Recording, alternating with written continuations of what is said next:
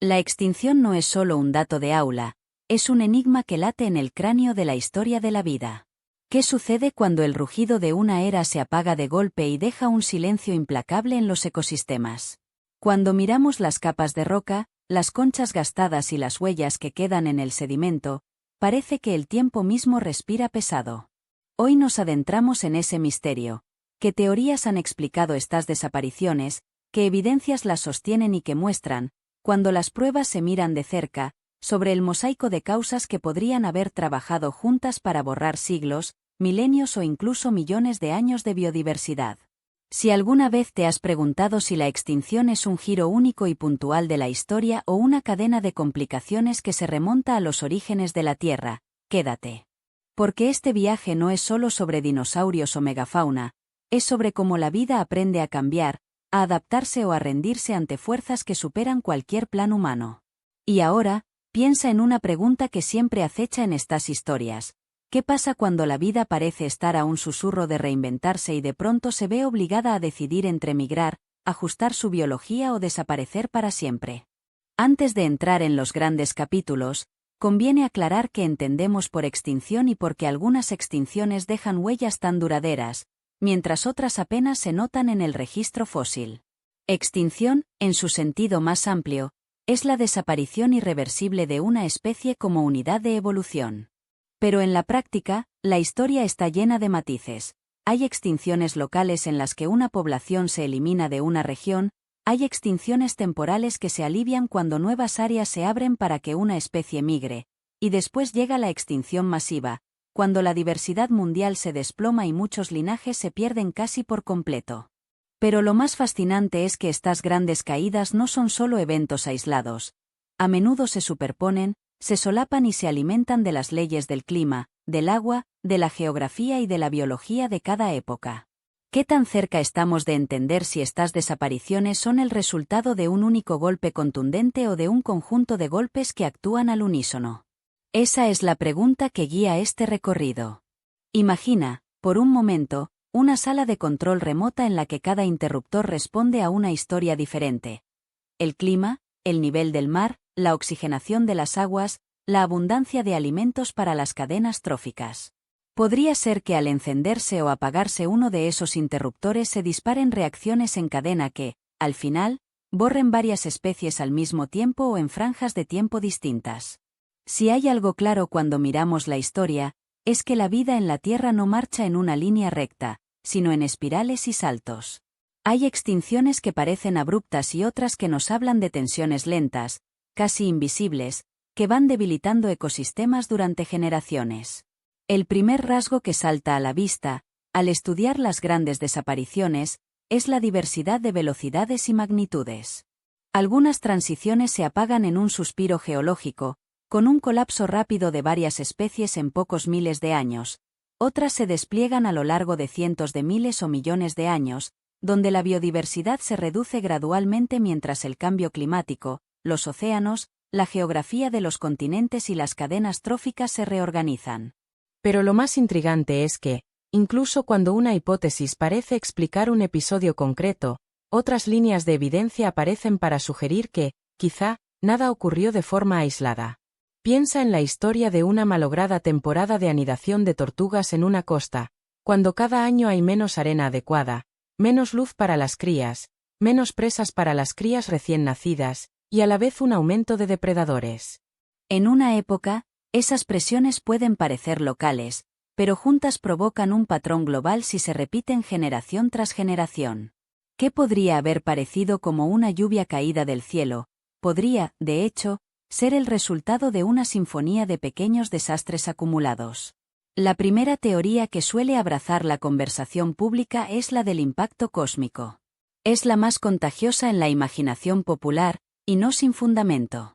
La hipótesis del choque de un cuerpo extraterrestre con la Tierra propone que una colisión devastadora puede haber liberado una cantidad insoportable de energía, incendiando bosques, levantando nubes de polvo y hollín que bloquearon la luz del sol durante años, o incluso décadas, y provocaron un invierno global que acabó con grandes franjas de vida. ¿Qué evidencia respalda esta historia? En las últimas décadas, una firma mineral y química extraordinariamente consistente con un evento de impacto ha sido hallada en las capas de roca que marcan muchos de estos periodos de extinción. Una capa rica en iridio, un elemento relativamente raro en la corteza terrestre pero abundante en meteoritos, que aparece en límites de tiempo muy puntuales, justo cuando las extinciones masivas hacen su aparición. Esa capa de iridio aparece, por ejemplo, en los sedimentos que rodean al límite entre el Cretácico y el Paleógeno, hace unos 66 millones de años, corto tiempo después de la desaparición de los dinosaurios no aviares. Es uno de esos hallazgos que parece ajustar el puzzle, una firma química que no encaja en el paisaje de cada día, sino en un evento violento que cambió el curso de la vida. Pero, ¿qué pasa con la pregunta incómoda de si un único golpe basta para explicar un fin de era completo? ¿Podría haber sido ese choque el chasquido que encendió una cadena de reacciones en la biosfera, no el único culpable, sino el catalizador de una caída ya iniciada? Pero si la historia del polvo solar y la noche que siguió a un impacto fuera la única explicación, tendríamos un relato de algo que ocurre en una sola cancha, en un único momento, y que luego se cierra. ¿Qué pasa con la evidencia de cráteres gigantes y destructores que se han encontrado en diferentes rincones del planeta? Como en toda investigación, la suma de pruebas debe sostenerse entre sí. En el caso del impacto que se ha vinculado al final del Cretácico, se ha propuesto un cráter gigantesco, de cientos de kilómetros de diámetro, situado bajo el Golfo de México, cercano a la península de Yucatán, llamado Chicxulub. Las ondas de choque, los sedimentos que se remangan en capas teóricas, las señales geofísicas, todo apunta a un momento y un lugar que, a priori, podrían explicar la desaparición de una gran parte de la vida en los océanos y en la Tierra. Sin embargo, la ventana temporal de ese impacto no parece encajar con toda la extinción de la fauna terrestre y marina del momento, y la presencia de otros fenómenos ambientales a la misma escala temporal, como enormes erupciones volcánicas que cubren millones de años, sugiere que habría múltiples actores. ¿Podría haber sido el choque un catalizador, una chispa que encendió una cadena de eventos ya en marcha? En este punto de la conversación, nos detenemos ante una idea que parece lógica pero que por sí sola no es suficiente para sostener toda la historia. ¿Qué ocurre cuando una teoría, por fuerte que sea, necesita de otros actores para completar el rompecabezas? A medida que se va armando el rompecabezas, aparece una segunda pieza que parece contradecir la idea de un único responsable. Las firmas geológicas de la extinción masiva que ocurrió al final de la era paleozoica, hace unos 252 millones de años, son, a la vez, claras y desafiantes. Durante ese periodo, millones de años de biodiversidad se derritieron como una vela ante el viento, y el registro fósil muestra anomalías y discontinuidades que insisten en que la extinción fue brutal y se extendió, con una rapidez que parece desafiar la paciencia de cualquier teoría basada solo en cambios graduales. En el centro de esa historia, las huellas de las enormes erupciones volcánicas que forman los trapos siberianos se alzan como protagonistas. No son simples volcanes que liberaran un par de erupciones, son masivos flujos de lava que inyectaron gases y aerosoles en la atmósfera, cambiando el climate y acidificando los océanos. La magnitud de esa erupción parece haber alterado prácticamente todo el sistema, desde las plantas que cubren la superficie terrestre hasta los animales que habitan las profundidades marinas. Pero aquí también emerge un rompecabezas. Si la causa fue la actividad volcánica de los trapos siberianos, ¿cómo encaja esa explosión de gases con otras señales de calentamiento o enfriamiento que se registran en diferentes franjas temporales? ¿Podía la naturaleza de esos volcanes actuar a la vez como una olla que hierve durante decenas de miles de años y como una turbina que empuja a los ecosistemas a un límite? ¿Qué significa que una explosión tan profunda en la historia pueda dejar un rastro de extinción que parece necesitar más de un acto para comprenderse completamente? Estos dos hilos, impacto y vulcanismo, conviven en la conversación científica y han dado lugar a una tercera gran idea. La clave quizá esté en las condiciones de la vida misma, en la forma en que los ecosistemas responden a cambios climáticos y oceanográficos. El clima, en todas sus dimensiones, no es un personaje único sino una orquesta de factores como la temperatura global, la concentración de dióxido de carbono, la salinidad de los océanos y la oxigenación de las aguas. En algunos periodos, la Tierra parece haber vivido épocas de extremos, con variaciones grandes en la temperatura y en los niveles de oxígeno en la superficie y en las aguas profundas. ¿Qué ocurre cuando el planeta se recalienta por un lado y se enfría por otro? ¿Qué pasa cuando los océanos pierden su capa de oxígeno y se vuelven lugares hostiles para gran parte de la vida marina? Hay, en estas preguntas, un carácter pausado y a la vez decisivo. Los cambios climáticos pueden no ser suficientes por sí solos para destruir toda una biosfera de vida, pero pueden debilitarla en la medida que una segunda amenaza entra en escena. Esa sinergia de fuerzas, calor extremo, anoxia oceánica, tormentas químicas, cambios en la humedad y en la lluvia ácida, puede explicar por qué una extinción masiva parece una explosión seguida de una larga resaca, una especie de cataclismo que deja a la vida desorientada y cambiante. Imagina a los océanos que se quedan sin oxígeno suficiente para sostener peces o a bosques que se marchitan sin un patrón claro de migración para las especies que dependen de ellos.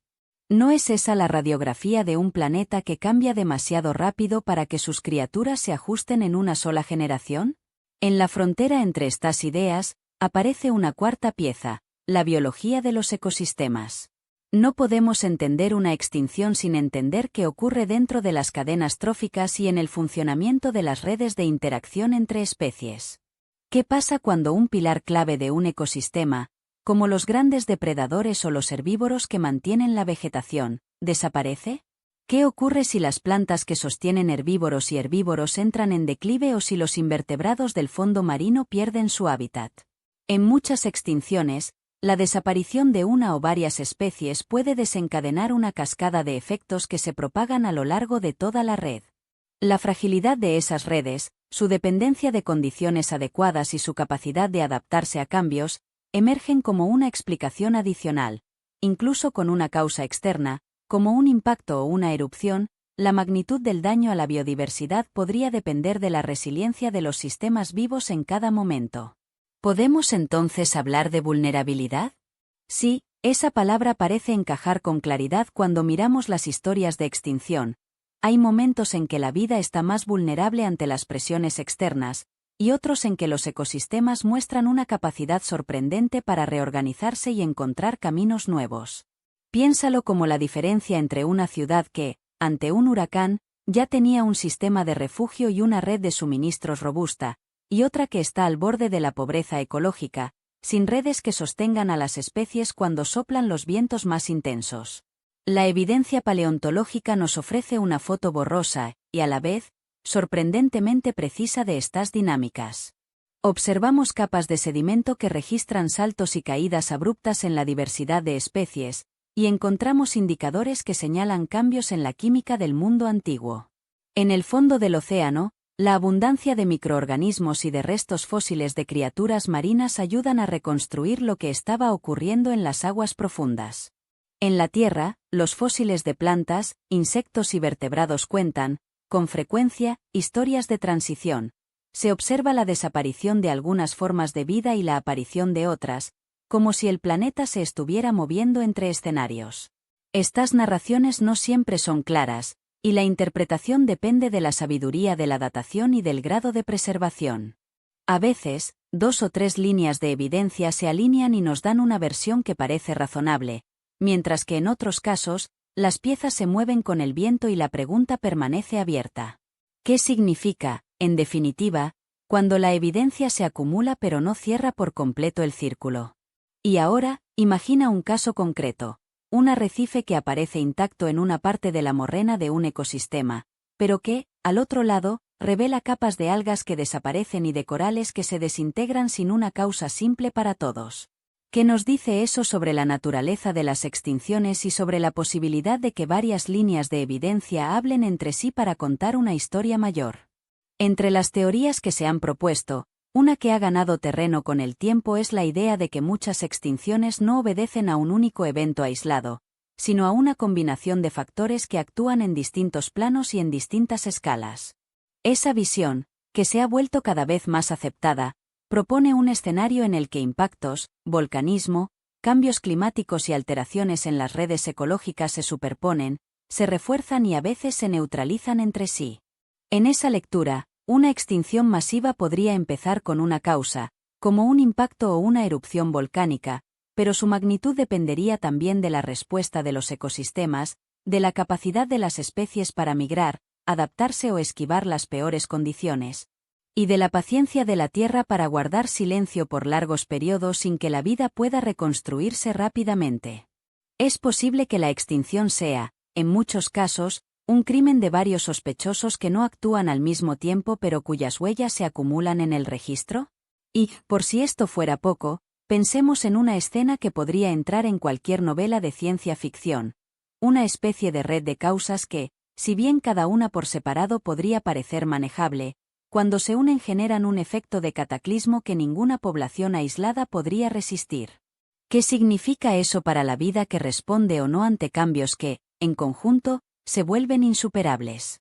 Si esta visión es correcta, entonces el misterio deja de ser un único puzzle para convertirse en una colección de acertijos entrelazados.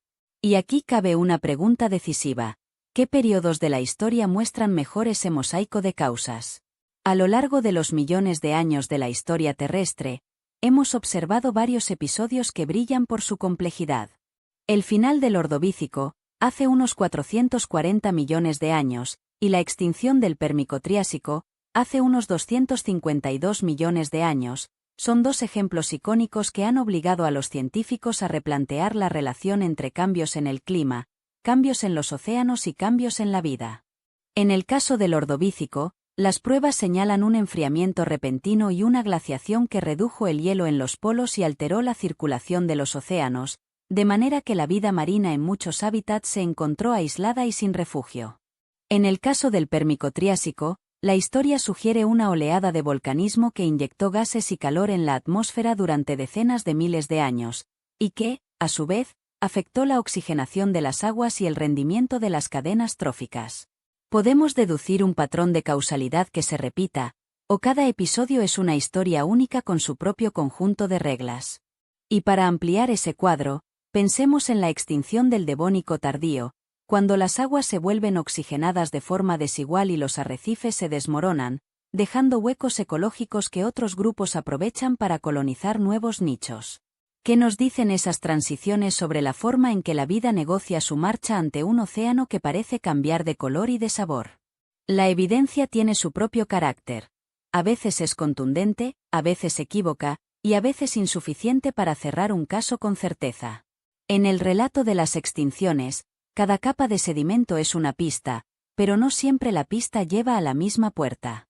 En la ciencia, las teorías deben ser probadas, discutidas, desafiadas, sobre todo, puestas a prueba por nuevas muestras y nuevas técnicas analíticas.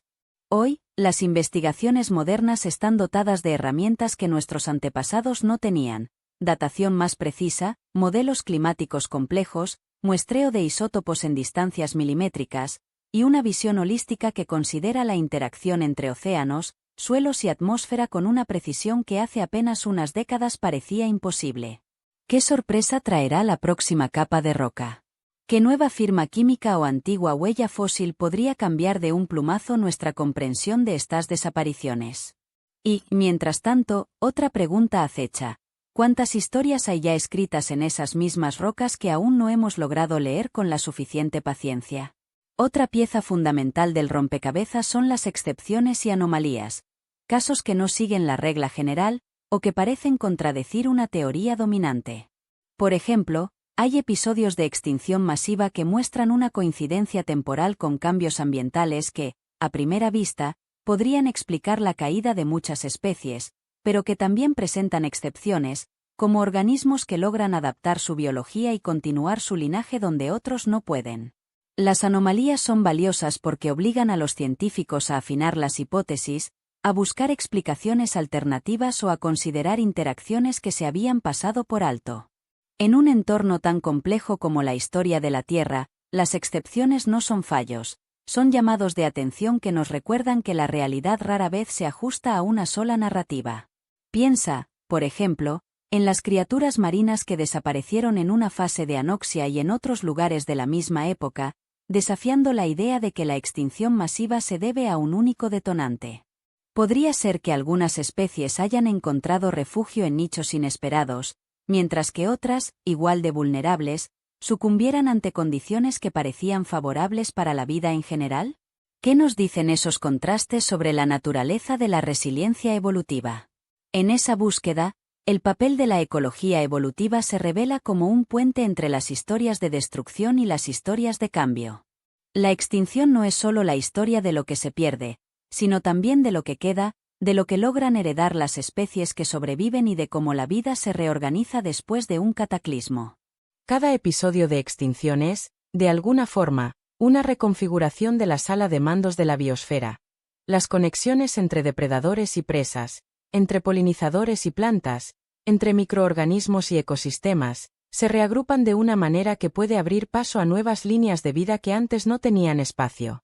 ¿Qué nos dice esa reorganización sobre la capacidad de la vida para reinventarse a sí misma cuando las condiciones cambian? En este punto, imagina un ecosistema costero donde la desaparición de un gran depredador permite que herbívoros antes poco exitosos ganen terreno, y de pronto aparecen plantas que antes no podían prosperar por la presión de ese depredador. No es una simple historia de pérdida, sino una narrativa de reacomodo que podría generar nuevas rutas evolutivas. Si miramos con atención, la lección parece doble. Por un lado, la extinción masiva no es un final único e inevitable. Es más bien un giro en un mapa que puede reconducirse hacia nuevas rutas evolutivas. Por otro lado, cada periodo de la historia demuestra que la vida posee una capacidad sorprendente para buscar soluciones, para cruzar fronteras ecológicas y para aprovechar nichos que otros no pueden explotar. En ese sentido, entender la extinción no es solo entender el daño, es entender la resiliencia, el modo en que la vida reserva, oculta y revela su capacidad de adaptarse a escenarios que cambian de forma radical. ¿Qué nos dicen estas historias sobre el futuro de la biodiversidad cuando el planeta mismo está en un proceso de transformación acelerada por la acción humana? Esa pregunta es inevitable, y a la vez, crucial para la manera en que pensamos la conservación de la vida en nuestro tiempo. Si la Tierra cambia a una velocidad que rompe las viejas ecuaciones, ¿qué estrategias emergen cuando la naturalidad se redefine cada década? ¿Qué lecciones podemos extraer de esas redes que logran reorganizarse para sostener la vida bajo condiciones que antes parecían imposibles? A veces, para acercarse a la verdad, hay que recorrer varias rutas a la vez y aceptar que las respuestas no siempre llegan en forma de una declaración final, sino como una convergencia de ideas que se fortalecen cuando se miran desde distintos ángulos. El misterio de la extinción no se reduce a una causa única ni a una secuencia lineal. Es una intersección de fuerzas, fuerzas del cosmos que traen impactos, fuerzas del interior del planeta que expulsan lava y gases, fuerzas de un clima cambiante que prueba los límites de la vida, y finalmente, fuerzas biológicas que tejen o rompen redes de dependencia entre especies. Cada episodio de extinción, al final, es una historia que nos obliga a mirar la Tierra con humildad. Porque si hay algo que nos enseñan estas desapariciones, es que las condiciones para la vida son frágiles y que la historia de la vida, en su infinita ductilidad, no la escribe solo la suerte, sino la capacidad de la biosfera para adaptarse a un mundo que, una y otra vez, nos sorprende con su complejidad. ¿Qué pasaría si con cada descubrimiento, con cada datación mejorada, nos damos permiso para revisar nuestras categorías y crear una visión más flexible que abrace la incertidumbre como una herramienta de aprendizaje? Después de este recorrido, queda una imagen más clara, aunque no definitiva.